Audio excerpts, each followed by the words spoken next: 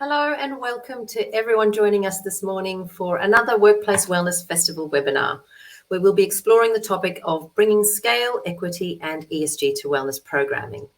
I am Tanya Arlington, Event Director at Workplace Wellness Festival, and I'd like to begin by acknowledging the Gadigal people of the Eora Nation as the traditional custodians of the land we're broadcasting from today. We pay our respects to elders past, present and emerging, and extend that respect to all First Nations people present today. It is our great pleasure to be partnering with Jack Noonan and the team at International Wellbeing Institute, going on 3 years now. We've brought together a brilliant panel of speakers joining us today from all corners of the globe, sharing their insights and expertise on this fantastic topic.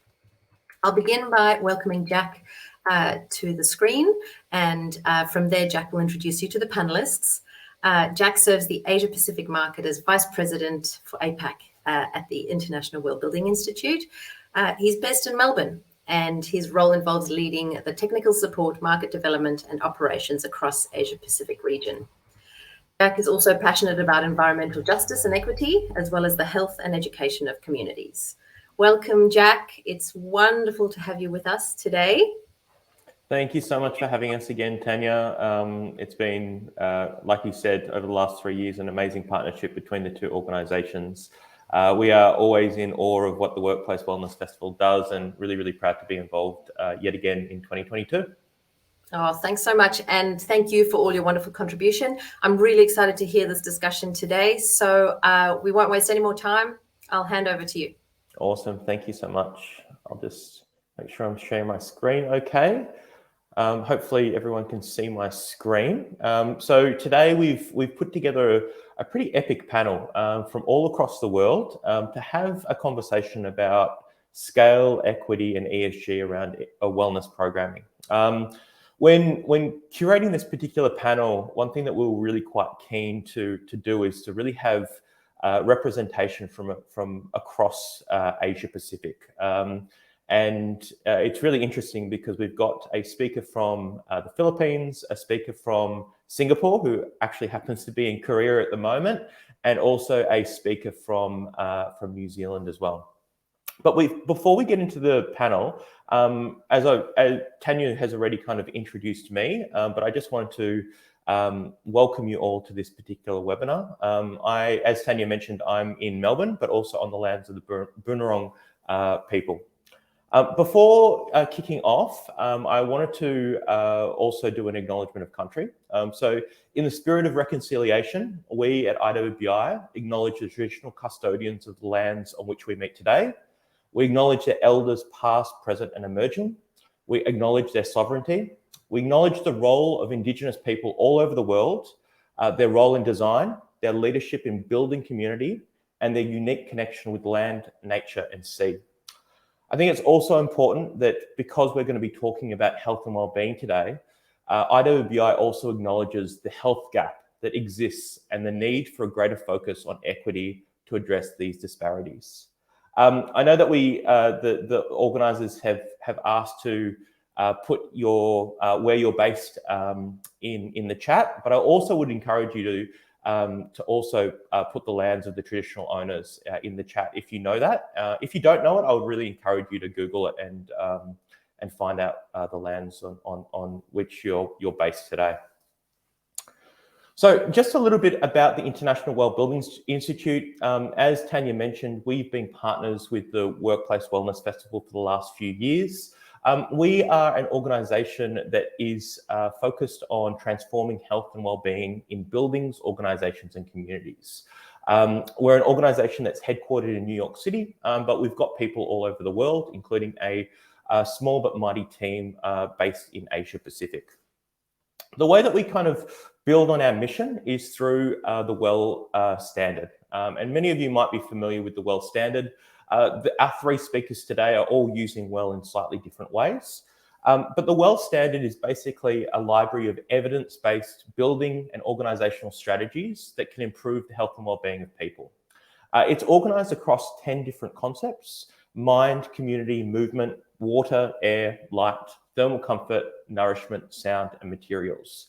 And this is something that is being used by organisations all across the world that focuses on different aspects of health and wellbeing, from physical health to mental health to societal health and community health as well. Those interventions can be targeted for WELL certification. So 2 Degrees, who you'll be hearing about today, has recently become the first organisation in New Zealand to achieve WELL certification, and also the first organisation in New Zealand to achieve WELL certification at the platinum level. You also have ratings, and Hosanna from Standard Chartered Bank will talk about their focus around health and safety, which is the ratings are really around particular health topics. And then you also have a score which is focused on organisation benchmarking and achievements across the entire organisation. Why do we have a focus on all of this, on all of these types of interventions? So I know that a lot of people on the call today are going to be from the HR community, and often when we have these presentations, we're often talking to people in property. So what we're really trying to emphasise to people in property is the role that HR and organisational policies can have on physical and social environments. But with an HR-focused audience, one thing that I really want to emphasise is the role that the physical and social environment can have on our state of health. So research from the CDC and other leading health organisations has found that the physical and social environment is the #1 determinant of our health. It has a greater impact on our access to medical care, and it has a greater impact on our genes. And this is something that has always surprised me, because when I went to university, I actually studied as a geneticist. And I always thought that your genes were basically the cards that you were handed in life, and that really determined your state of health. But in reality, our physical and social environment is the #1 determinant of our health. So who we sit with and who we spend time with and where we spend our time has a huge role in our health and well-being. And we spend about 90% of our time indoors. And this means that our health begins at home and at work, and in all of the spaces that we frequent on a daily basis. This is why interventions within our workplaces and making changes around our workplaces and our organisational structures can have a huge impact on people's health and well-being, not just today, but for the long term, and not just on the individual, but across communities globally.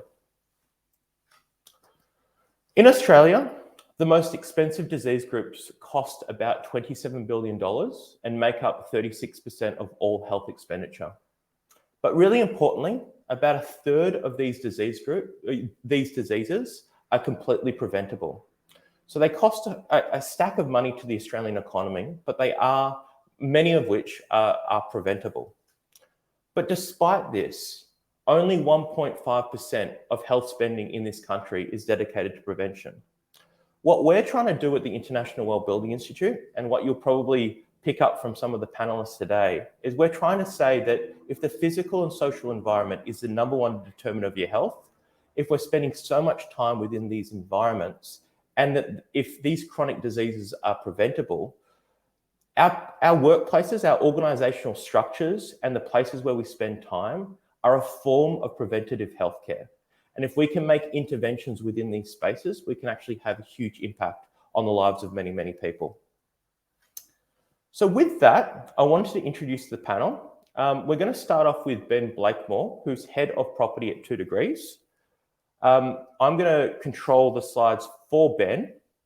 But Ben, before we get started, I'm not sure if you're on the screen yet or not, but before we get started, I actually wanted to just ask you a couple of really, really quick questions just for the audience to get to know you a little bit better, if that's okay. Yeah, sure. No worries. Cool. So the first question I had is that if you could be anywhere in the world right now, where would you be? That's a great question. I think I would be at home, and not for the reason that might spring to mind. I've got a lot of the house is a bit of a state. It's a DIY site at the moment, and it's really playing on my mind that I'm not there getting to some of that stuff, and I'll take any given hour to get back to it and get underway there. So yeah, I'd probably be at home right now with a hammer and nails. Awesome. Cats or dogs? Oh, dogs, definitely. Dogs, Yeah. cool. And I know that you have gone through the process of WELL certification. What is your favorite WELL feature and why?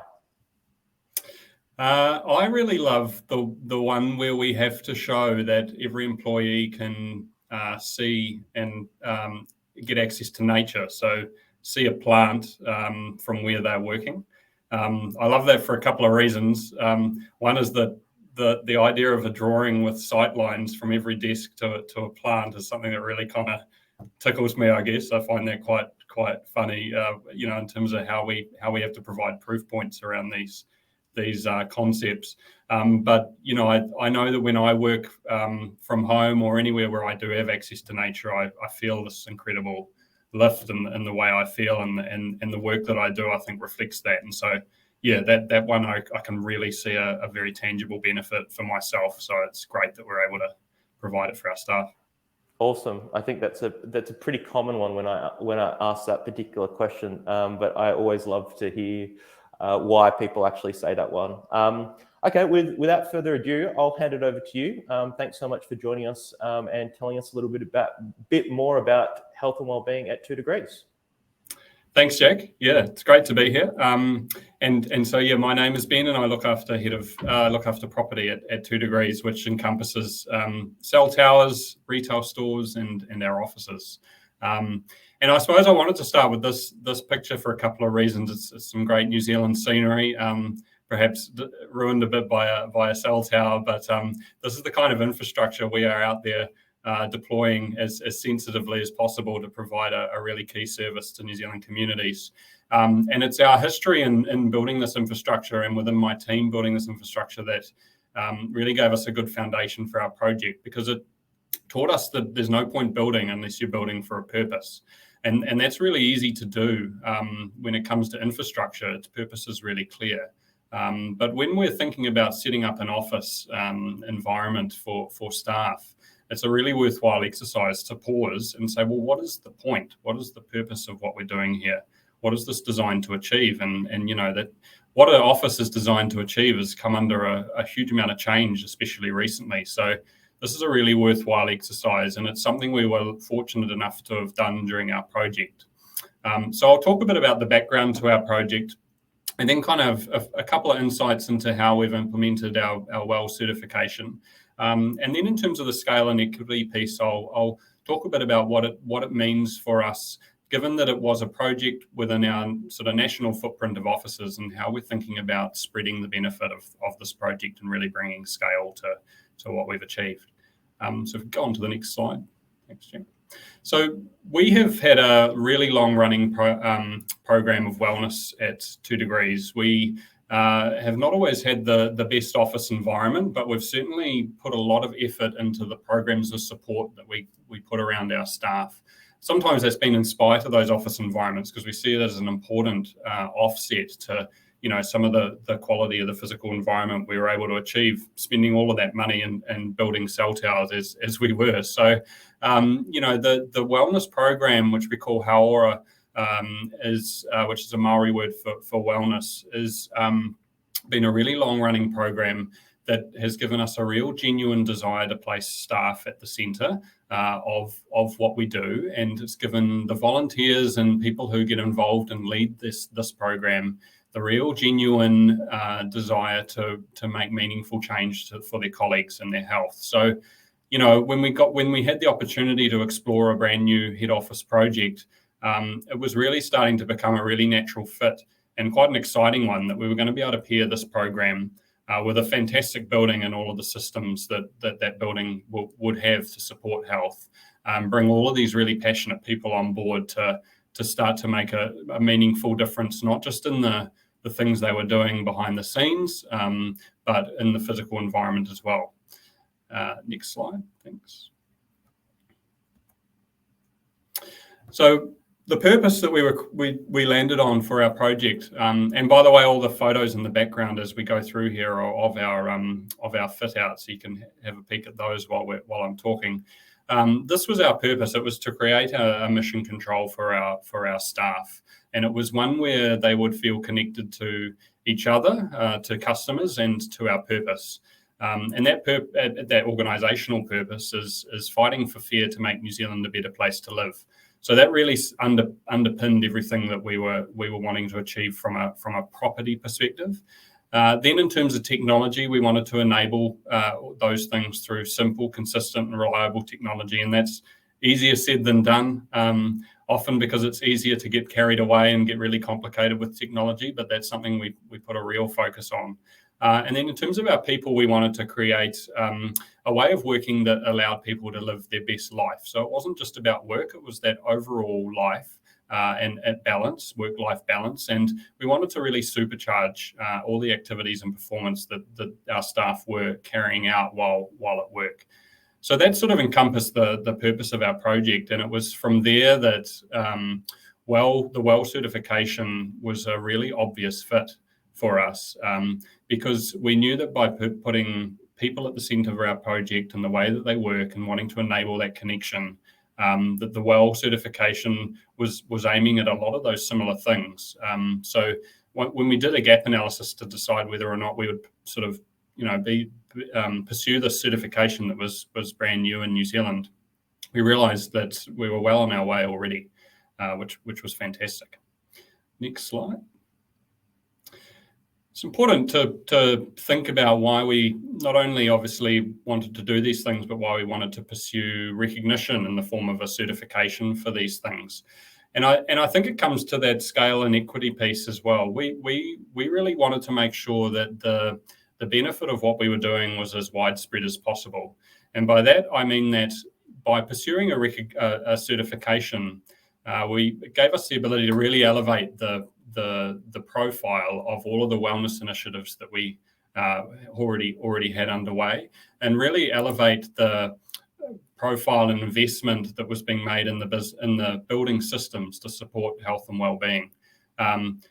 Even if it was as simple as somebody glimpsing a sign or a air quality sensor on their way into work, it's that constant reminder that health and well-being is really important, that buildings can always contribute or detract from health and well-being, and that the building they're in is providing that support as best it can. So I think the certification was a fantastic way to package and elevate the profile of all of the work we were doing, which was the main reason why we wanted to pursue it. Next slide, please. So a bit about how we did it, and we thought about it in a very similar way to the way the IWBI have set up the WELL certification, which probably isn't a surprise. But the way we thought about it was we have problems, then we have solutions, and then we have proof points. And these problems are some of the ones that Jack touched on before. We're talking about real health issues that have scientifically proven to have an impact on our lives if we don't do something about them. And through our project, we had a way to do something about them. So we wanted to really stop and figure out what are the problems we're trying to solve, and then what are some of the things we're going to do about them. And then obviously, how do we continue to show that we're doing something about those problems? So there are obviously 10 concepts in WELL, and probably don't have time to run through them all. So I thought I'd cover a couple of them here today. Go to the next slide. Yeah, sorry, this is the process we went on. So first, the problem around air pollution, right? It's understood to be the number one environmental cause of premature mortality, contributing to approximately 1 in 8 premature deaths worldwide. 1 in 8. That's pretty amazing when you think about it. Poor ventilation contributes significantly to the risk of airborne spread of virus and bacteria. So really relevant for right now, right? Next slide, please. So our solution was many-fold, but a couple of examples. The building we've moved our head office into is a 6-star Green Star rated building, which meant that we had a number of building systems already being targeted by our developer and the landlord to deliver really good air quality, really good levels of light, really effective layouts and things like that. So that was a really good platform. And then we wanted to make sure that in terms of that elevating the profile point I made before, we were showing people how that was being taken care of. So one of our solutions was this air quality monitoring system, and it's a Kytera product, and it measures CO2, it measures volatile organic compounds, humidity, temperature, dust levels. And we have 17 of these dotted around our Auckland office here, constantly measuring that, alerting us if they ever reach any levels that they shouldn't, and providing reporting that we submit to IWBI regularly. Next slide.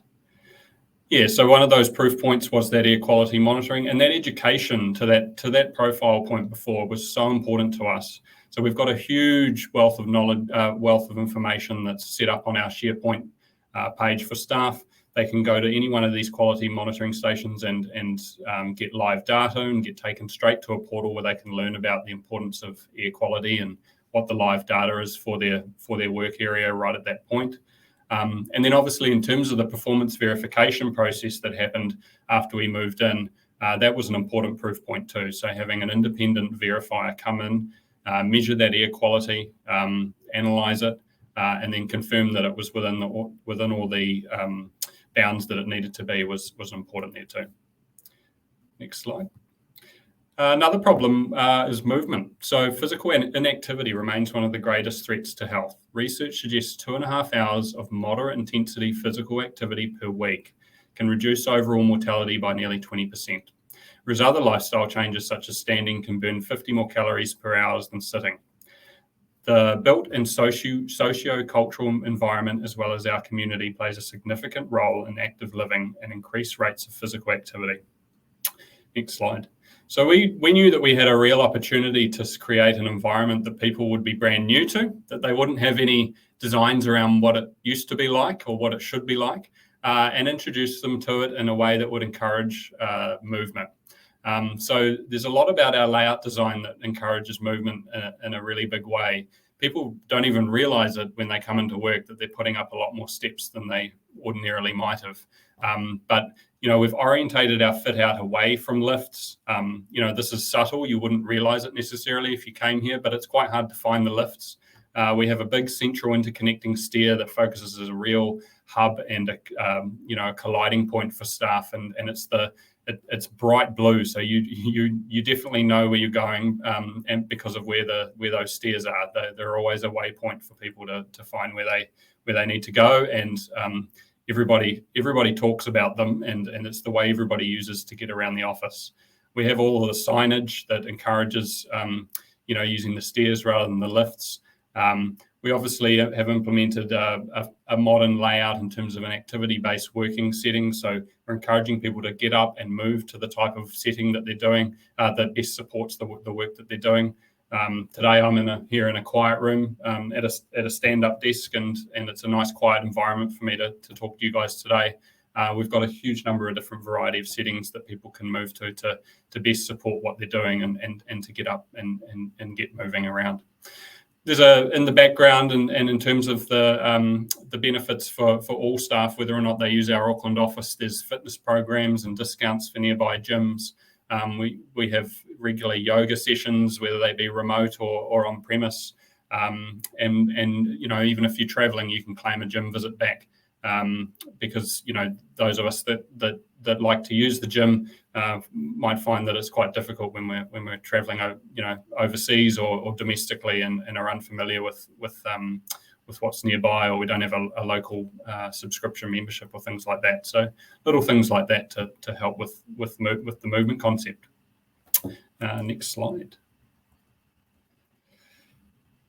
Here's some of the proof points. So that signage I talked about, try to incorporate humour into those slides. I'll talk a bit about some of the careful decisions that we had to make in a little bit, but there's some examples of a couple of the things that we've got going on. Next slide. So careful decisions for us was about making sure that we were encouraging wellness, but we weren't going too far to make people feel like we were mandating it. These things are really important to get a personal connection to.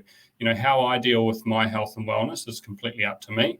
And I don't necessarily want the organisation I work for, strongly sort of providing too much guidance or mandate or having too much of an influence over the choices that I make for my health and wellbeing.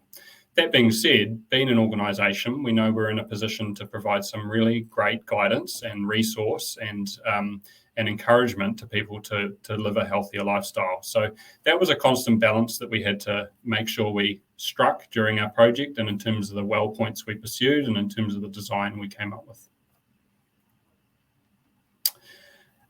So then I guess to talk about scale and equity, just as a final point, this project was for our Auckland head office. We have a number of offices across the country and retail stores and different work environments for all of our 1,800 staff.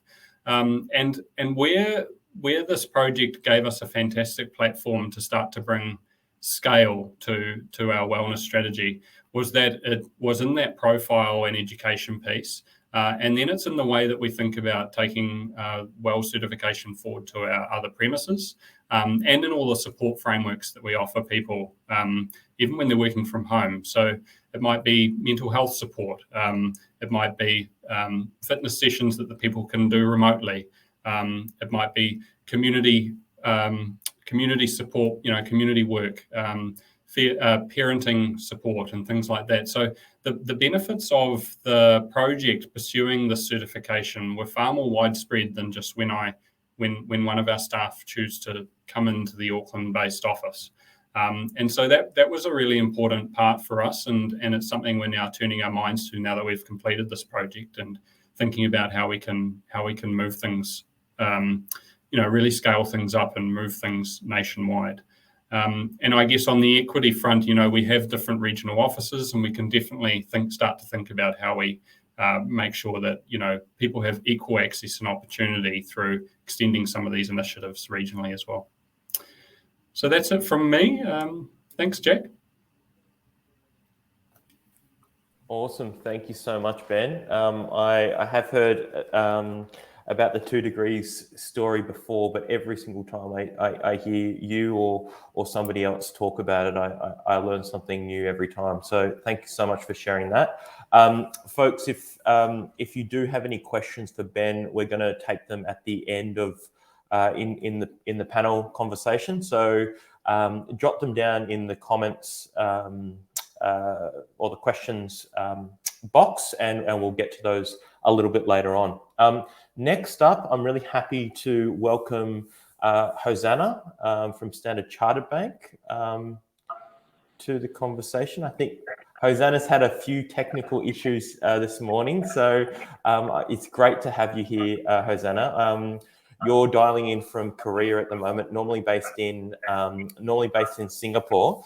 I might actually ask you a couple of very quick questions before I hand it over and get into the presentation. But Hosanna, what is your favorite city in the world? Jack, can you hear me? I can. Oh, wonderful. Thanks, because the technology was keeping me nervous until this point.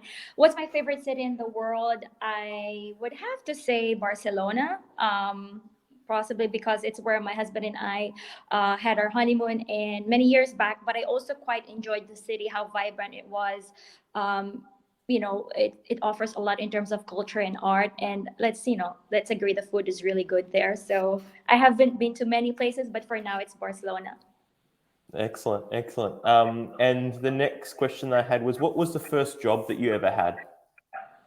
First job that I ever had would be to work for my mom's store as a young kid, maybe, but more formally, back in Dubai around 13 years ago, I started off as a facilities management help desk operator for Standard Chartered under the company EC Harris, which is now Arcadis, actually. Awesome. Well, with that, I'll hand it over to you to hear a little bit about what workplace wellness looks like at Standard Chartered Bank. Thank you so much, Jack, and good day to everybody on the call. It's a real pleasure for me to be with you today. Thanks to IWBI and the Workplace Wellness Festival for giving me this opportunity to share the work we do at Standard Chartered. I am Hosanna Elarmo, and I look after health, safety, and well-being for Asia at Standard Chartered.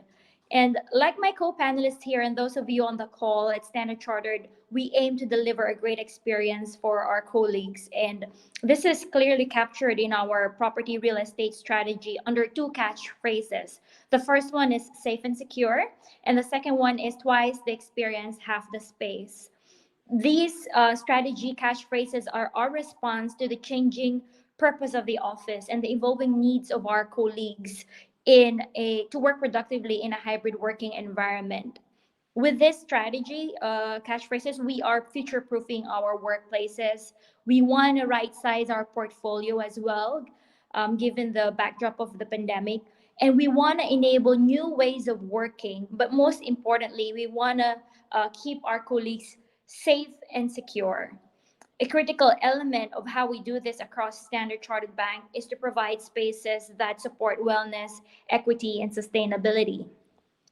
Within our current real estate strategy, the office is not just a place that we go to work to get work done, but it's now a community with spaces and environments that support connection, enable our teams to collaborate and innovate so we can enhance business performance, but at the same time, and more importantly, supporting or promoting their personal well-being. And what you see here on the screen is some of our offices across the world, and we're going to be sharing a few more of that over the next slides.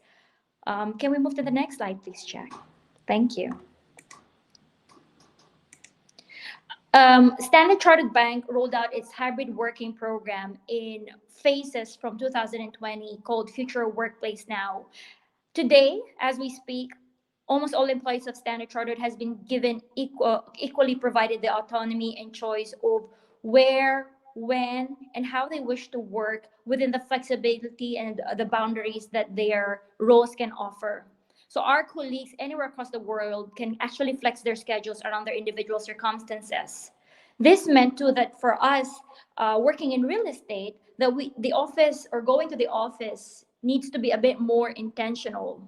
And we have responded to this by bringing together 3 different groups within the bank. Our group within real estate, the technology team, as well as the human resources team, to look at 3 enablers, which you see here on the screen. First is space, which is where work gets done. And at Standard Chartered globally, this could be one of 3 in a day. It could be an employee's home, the office, or a near home co-working space through our global partnership with IWBI. Second, we looked at technology. Colleagues needed to be provided intuitive, easy-to-use tools that enabled them to get work done and be able to collaborate wherever they may be. And the last enabler, and more important for this conversation that we're having today, is people. We believe that there is still a need to bring people back to the office so that they feel a sense of community, they are able to still connect with the brand. And for us to be able to do that, we continue to curate experiences in the office that draws colleagues. This may include learning opportunities from one another, but more importantly, we allow colleagues to enhance their well-being through spaces that offer relaxation or physical activity. We do have events that promote nutrition or even education for colleagues around modern day diseases, right? Next slide, please.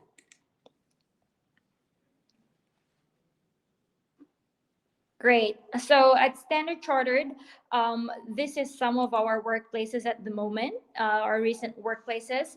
And we have been intentional in designing the office with a deeper commitment to holistic well-being, with services and spaces that enable colleagues to actively pursue wellness in parallel with dialed-up cleanliness and hygiene awareness.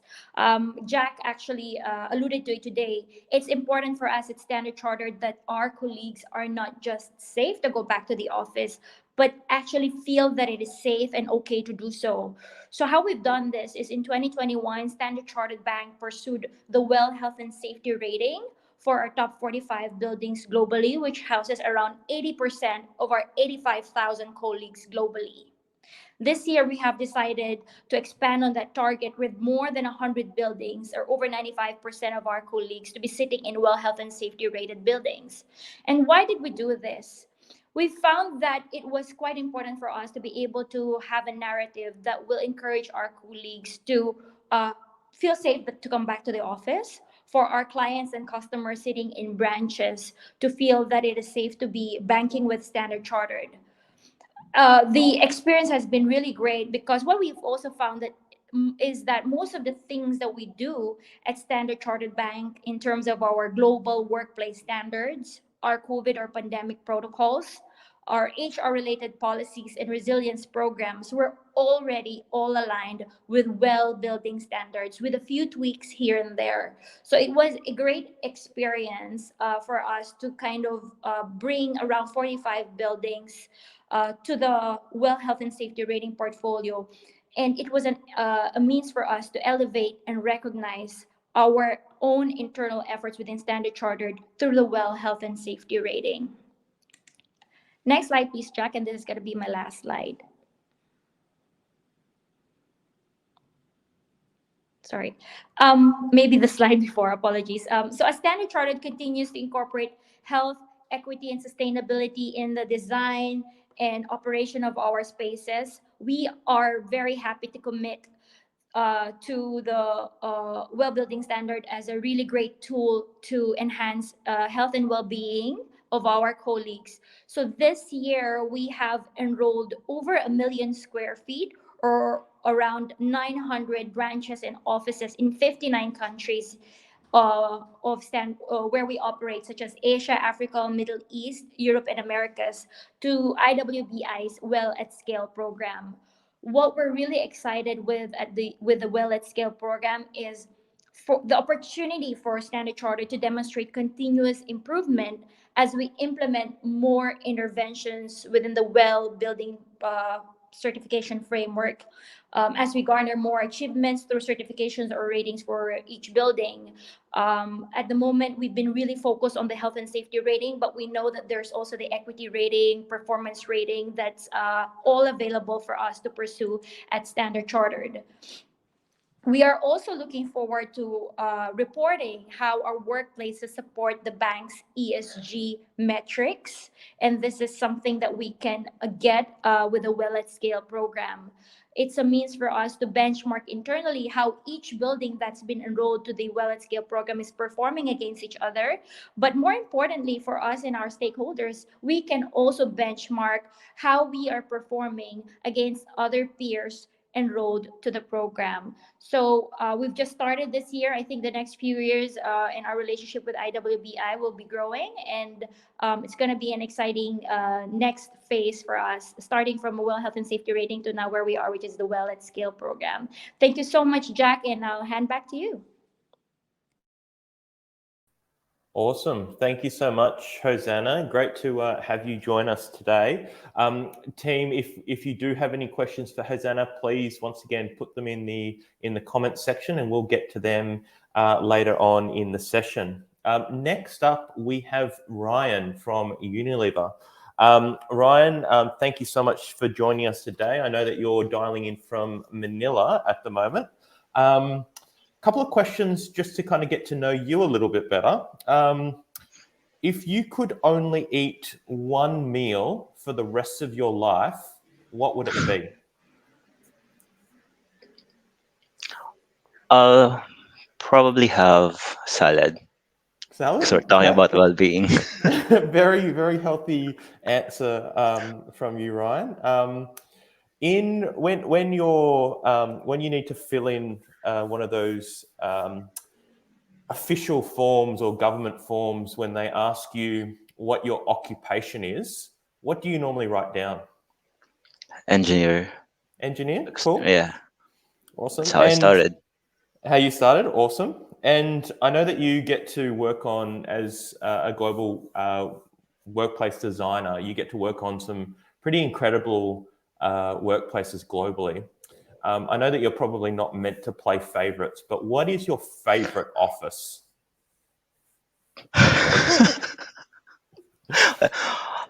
Yeah. My favorite now is Singapore. Singapore? Cool. Yeah. Yeah. Awesome. Good answer. Okay, well, with that, I'm going to hand it over to you to take us home for the last presentation. Sure. Thank you, Jack. And thank you so much for inviting me to this webinar. Hi, everyone. I'm Nagal, Unilever's Global Workplace Design Strategist, and we are the maker of Dove, Lifebuoy, Knorr, Hellmann's, and Ben & Jerry's, among other well-loved brands. Well-being is very important in Unilever, and there's a continuous effort to put and keep it in our core. One of the company's ways of doing so is by adding well-being as a goal and an action plan to every employee's future fit plans, tackling physical, mental, emotional, and purposeful well-being. This plan is like a multi-year personal development roadmap and part of the ambition to make the organization future fit and purposeful. We also have an entire and very competent team looking after our health and well-being in a holistic approach. I, on the other hand, from the global workplace design team, and we look after workplace transformation projects. We've articulated Unilever's workplace design principles, and one of them is designing for well-being, which I am leading through the Unilever Well-Buildings program. And to bring this into reality, we are adapting the well-being standards, which is based from scientific research and a community of built environment experts. This ensures us that there's sound wisdom behind everything that we do and decide for our workplaces. Next slide, Jack, please. All right, and this is our Singapore campus, my favorite, which we delivered last year and was built for Well Platinum. And last May, it was awarded as the most innovative and sustainable office design at Employee Experience Awards held at Shangri-La, Singapore. The whole project team was over the moon, having received such validation, and confirms that designing the new campus with employees and for the employees was the best decision for the project. We currently have two other workplaces built for Well, our Malaysia headquarters and Angle Clips in United States. Next slide, please, Jack. Yeah, so we have workplaces already built for health and well-being. And as part of the Unilever Well Buildings program, we desire to deliver this agenda at scale. So Unilever registered to the IWBI portfolio program, or now known as Well at Scale, this year. The objective is to make it easier for our colleagues to pursue well certification when they have workplace transformation projects, and for those who don't have imminent projects or innovation plans, an alternative route like the health safety rating label is supported and can be achieved easily. We are on the stage of forming squad with representations from each region and functions. I believe this movement is huge and could only reach its full potential if we get more people to join and offer hands to support. I was actually very surprised because it was really easy to ask for help. I had these recruitment calls, and I was never rejected in any of it. It was surprisingly very positive. It was pure eagerness from my colleagues to offer help to advance this cause. I was initially in the impression that everyone's plate is full and so would hesitate committing to anything on top of their actual responsibilities. Well, I don't think I'm wrong with employees completely occupied at this point. I think that's a known fact. What I think I underestimated is their passion. Many of them are built environment professionals as well, and so the passions is coming from honing their craft and generally to contribute to a force for good.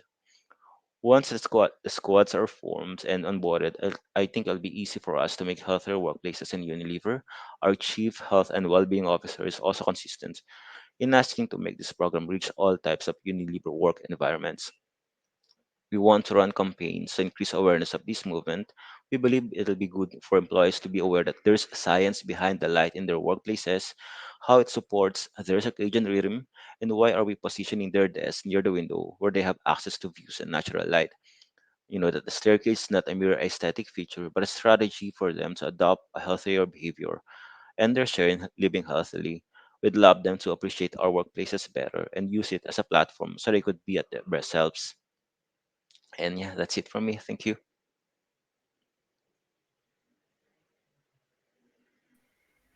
Thank you so much, Ryan. What I'm going to do now is I'm going to invite all of the panelists to the screen.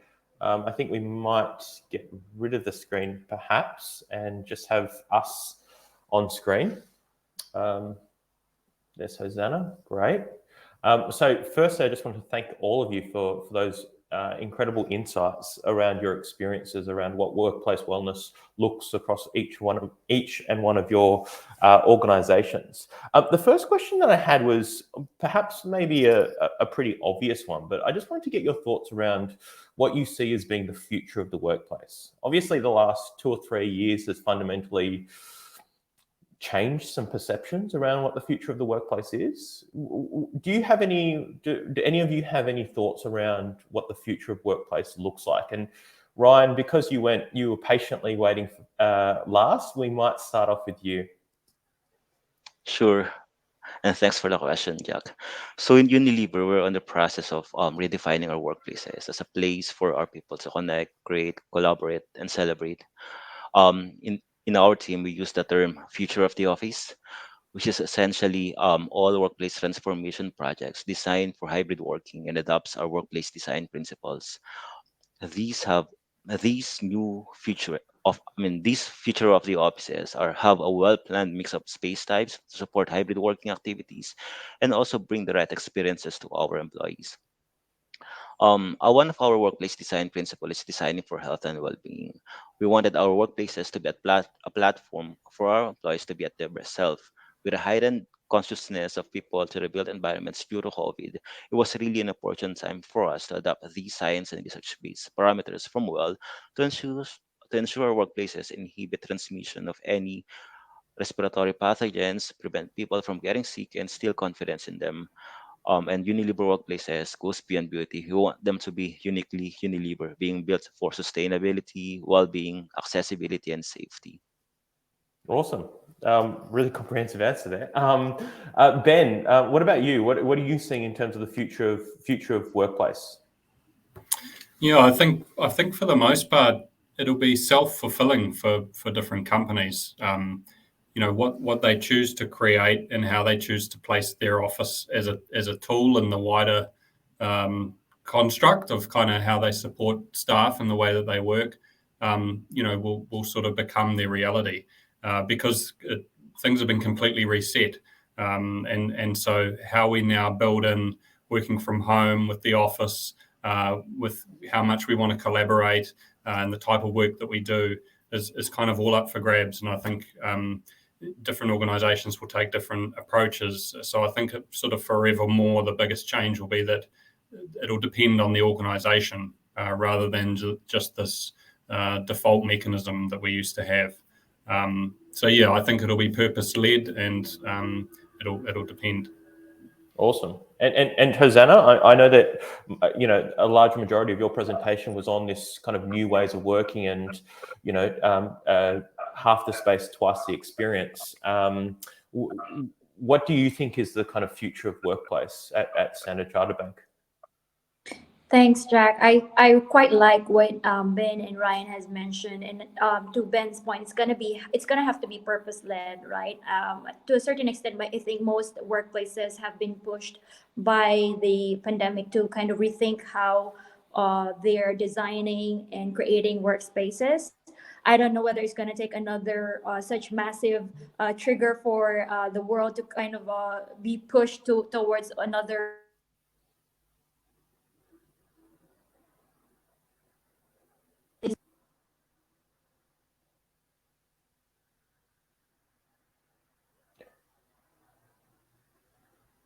Have we lost Hosanna's audio, or is that just me? I always get here. Oh, sorry, Hosanna. I think we lost a little bit of your audio. No, we've lost your audio. Sorry about that. You might need to reconnect, unfortunately. While Hosanna's getting her audio back, I might ask a question of both Ryan and Ben. So obviously, Ryan, you've worked on a pretty iconic headquarters in Singapore. Ben, you've worked on a very iconic headquarters in Auckland. This has obviously dealt with new buildings or new spaces, like fit out, some pretty significant fit out projects. What would be your recommendation to folks on the line who don't have a new project planned? That it's not a fit out or a refurbishment or anything like that. But what are some of the things that they can do without necessarily designing a new space or constructing a new space? What's some of the low hanging fruit that they could implement right now today in order to have an impact on the health and well-being of their employees, do you think? We might start with Ben. Yeah, I think there is great opportunity to prototype. There's a lot of concepts within Well, and I guess concepts that are now becoming widespread generally. That you without necessarily seeing them as attached to a brand new office project, There's a lot of learnings to be had from them.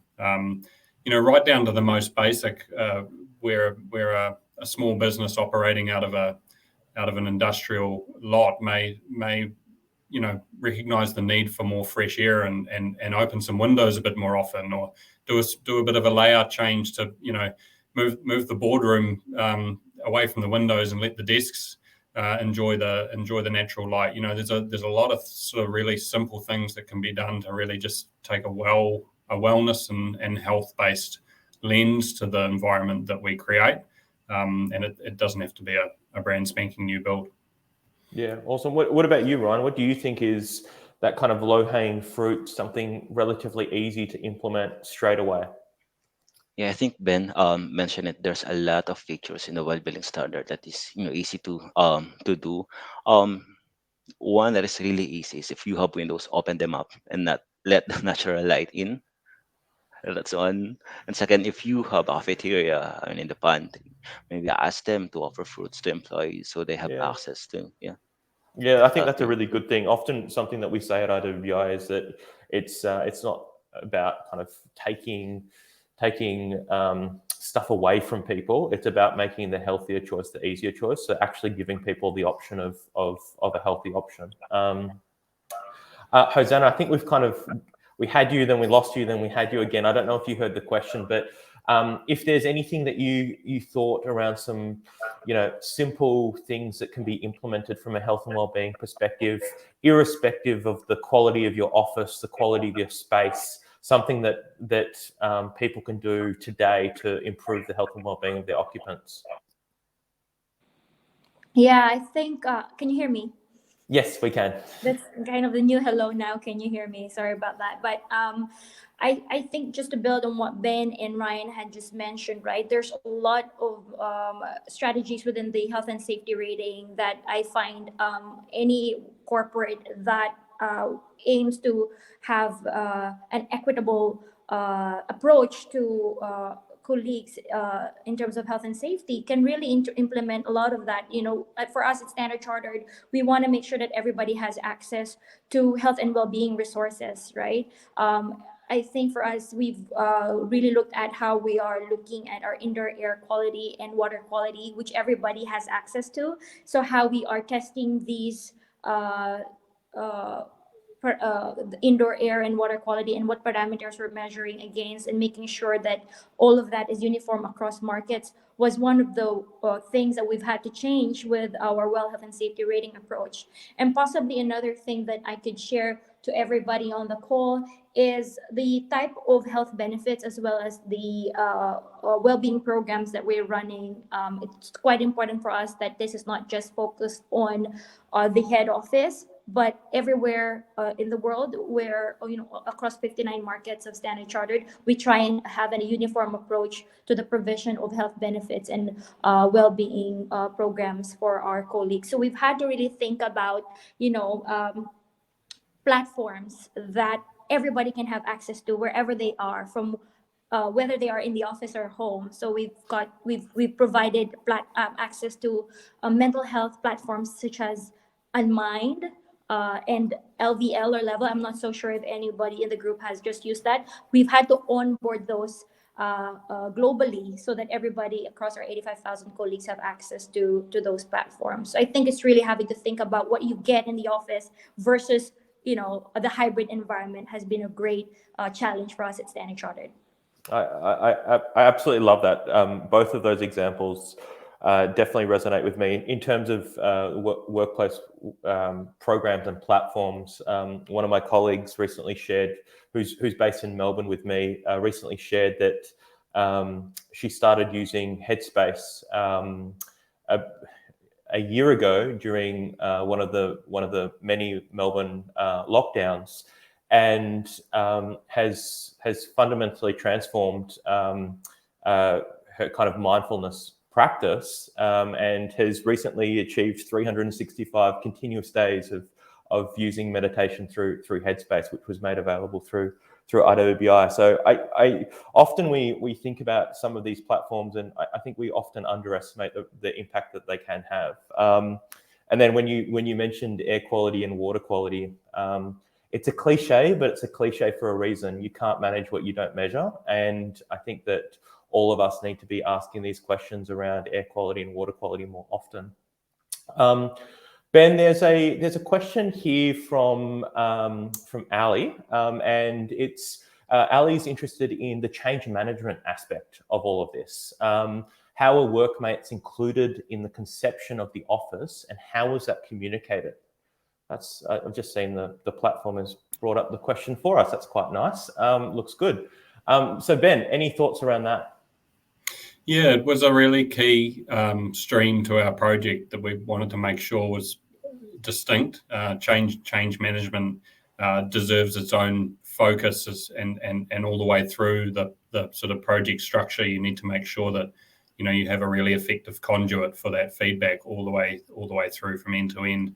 I think there were sort of two key parts to the way we sort of managed this. One was the very earliest stage of strategy and conception was when we sought input. So that was right at the outset.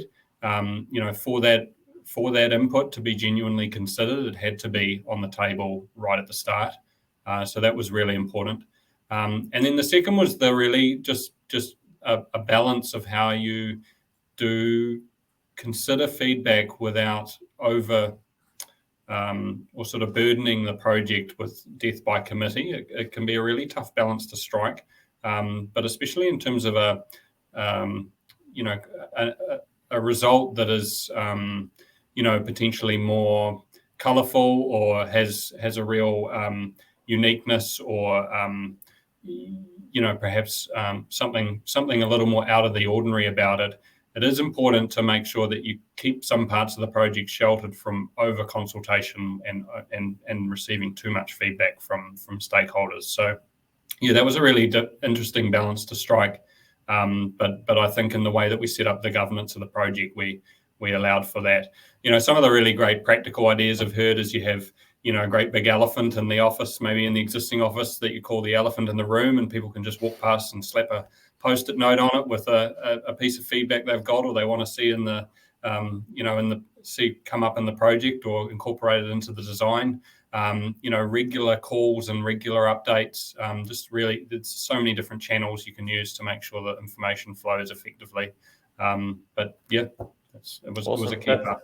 That's a really great answer. I mean, I know that we're getting close to time, but there's a really excellent question that I think we should address and maybe open up to some of the other panelists as well. Ryan, I'd be really interested in some of your thoughts around this, but it's from Sarah Magna, and Sarah is actually a well-accredited professional.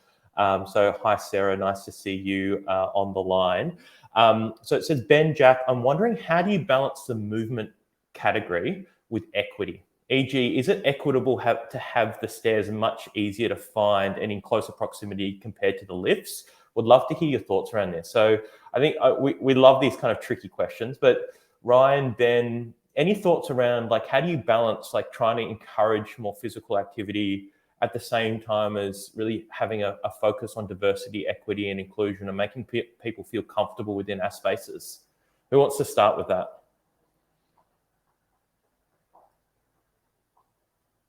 Ryan, any thoughts?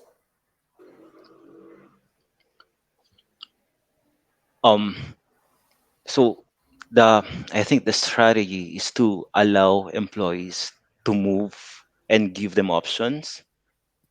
So it's not mandating them to use stairs rather than lifts. And in Unilever, we usually do not build the base building from ground up. We lease.